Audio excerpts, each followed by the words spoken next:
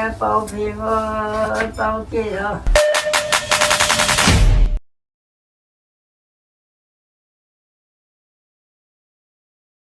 咁而家咧又話要拆啦，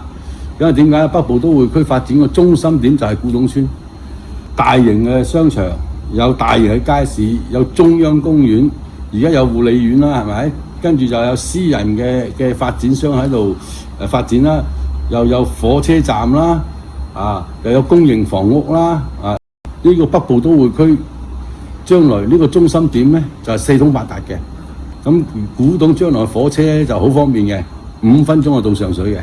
大概5分鐘咧又去到呢個福田口岸嘅，所以佢個嗰個中心點設計咧係相當好嘅。咁佢嘅一個1小時嘅生活圈啊，同埋佢嗰個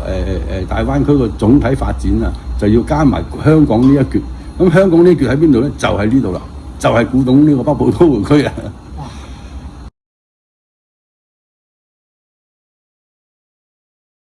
我哋古洞嘅大戲全部都係有啲出名嘅大老倌，咩靚次伯啊、二任伯啊、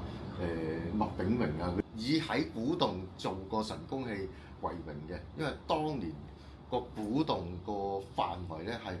大好多，同埋興旺好多。誕嗰陣時，觀音誕即係觀音嘅誕辰咧，紀念佢或者供奉佢嗰日嗰個日子咧，就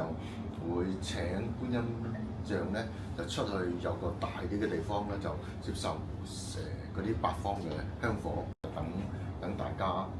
周邊嗰啲村民啊，或者甚至乎外來嘅人士咧，都可以過嚟裝香去表達嗰個心意咯，係啊。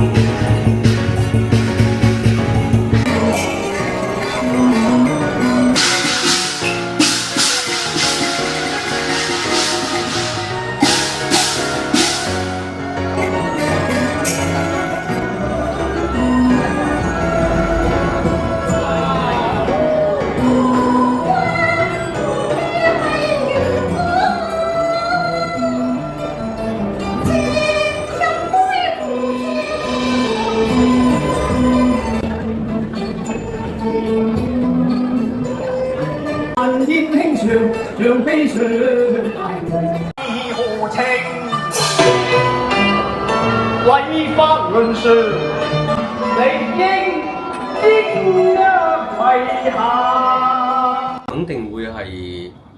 喺我哋嗰個預期係會越嚟越少嘅，但係我哋喺未拆遷之前咧，其實我哋有個構思咧，就希望政府咧就喺呢個新市鎮啦，古洞北呢個新市鎮咧，預留一啲文化中心咧，就俾我哋繼續延續落去嘅。但係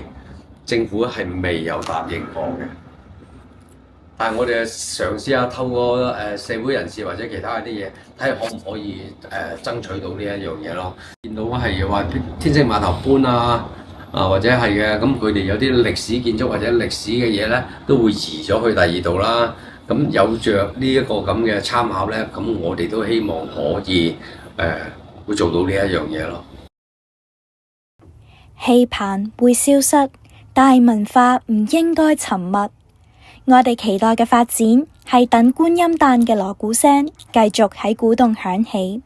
等香港嘅歷史記憶喺城市進步中依然有立足之地。唯有守護文化嘅根基，未來先會擁有靈魂。